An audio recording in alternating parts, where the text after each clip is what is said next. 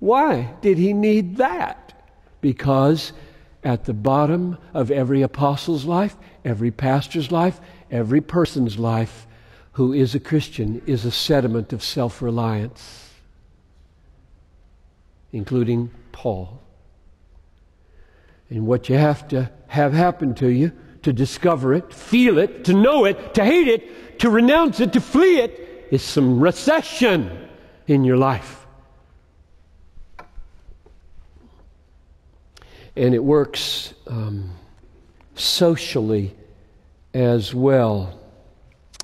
That's why the Ponzi schemes have been discovered.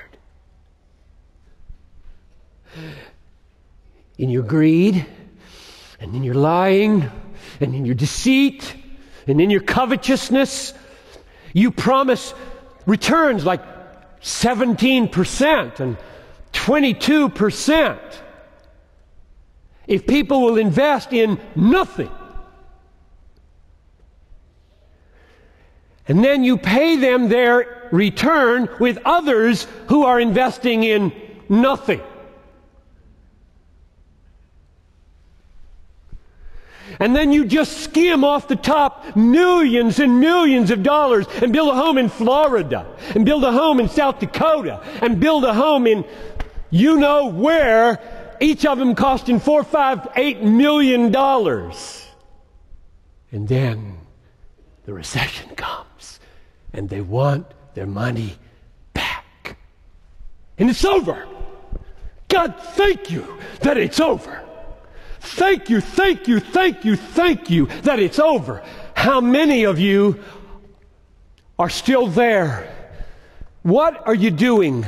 What have you hidden that has not yet been revealed by this recession? Get it over quick. Get it behind you quick. You won't have to sit in Hennepin County jail so long. God is good. God is very good to us. To expose our motives. Oh, how many sins are yet to be exposed. Recessions are good at exposing the sin of waste. Wasting other people's money and wasting your own. Whether you're in a church or anywhere else. Recessions are good at exposing the sin of selfishness and the sin of greed in the mortgage business.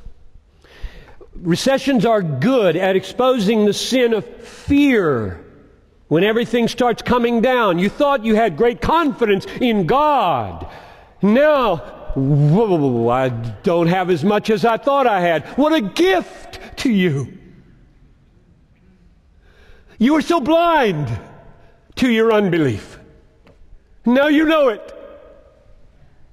What a gift. The sin of grumbling. Philippians 2 says, don't grumble. The sin of impatience.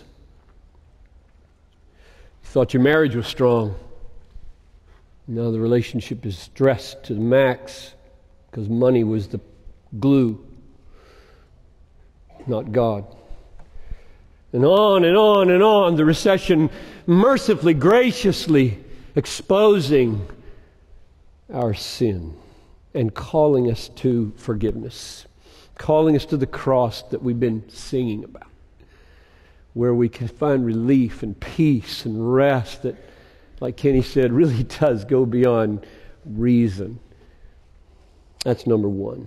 Number two, God intends to wake us up to the constant and desperate condition of the developing world where there is only recession all the time of the worst kind. We think recessions come and go. They don't come and go. They just come. For 2/3 of the world, they just come. That's all they do is come. They don't ever go. There isn't anything, and we're not in one as far as they're concerned.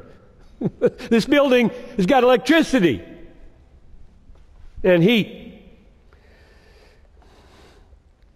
It's astonishing, is it not, how blind prosperity makes us? to the miseries of the world or the neighborhood?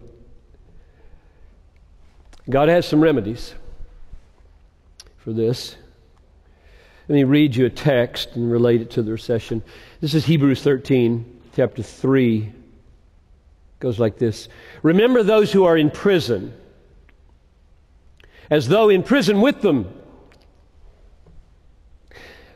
and those who are mistreated, since you are in the body. You have a body. Now what's going on there? How's that verse reasoning? How's it work? He says there are people in prison and there are people mistreated and we tend to forget them. So he says, remember them, right? Okay, so we must be tending to forget them. So he says, remember, they're in prison. Remember, don't forget. We do. Well, we forget. We forget that people are mistreated. We forget that people are hungry. We forget that people are thirsty. We forget that they don't have any education. We forget that billions and billions need Christ. We just forget. And so the Bible constantly has to say, remember. And then it gives us some strange incentives and helps. It says, as though in prison with them. And those who are mistreated, since you have a body. You're also in the body. You have a body. Well, what? How's that work? It works like this. If I get sick in my body, this really happens to me as a pastor. If I have this long period of health, don't have an ache in my body, my empathy quotient for you is lower. But if I get one of those things that's going around, I pray for you better. I feel better for you. I'm more patient with you. It wasn't your fault. We're just so prone to forget. We need a recession. We need a recession so bad in order to wake up to the world in which we live. What a world we live in. So God's aim is to wake us up to facts like 1 billion people don't have safe drinking water. 16,000 children die every day from hunger-related diseases, just hunger-related diseases. 18 million children are orphaned in sub-Saharan Africa. We, as a family, read every morning the Global Prayer Digest. You can get it online or you can subscribe to it like we do, so we have paper in our hand when we're doing devotions. And that's praying each day for a different unreached people group. And so on Thursday, this is what Talitha and Noel and I read. It's 3 a.m. We were praying for the Afar people of Ethiopia. A-F-A-R. Never heard of them, neither had I. That's why we read it. It's 3 a.m. and the Afar father is still awake. The desert night is cold. He snuggles up to his wife and newborn baby to keep them warm. Their stomachs rumble with hunger. Should he slaughter his scrawny goat to feed his wife, hoping she will produce enough milk for their baby? Or should he beseech the clan elders to move again in search of weeds for the goat, or maybe even some fresh water? They are fortunate. Both his wife and their baby survived the birth. The Afar people have the highest maternal fatality rate in the world. Women give birth without benefit of sterile conditions and even clean water.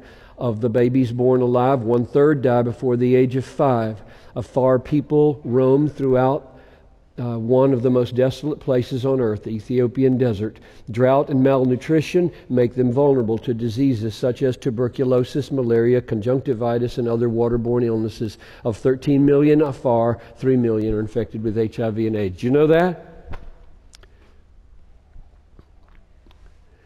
I didn't. Now I know. And we prayed.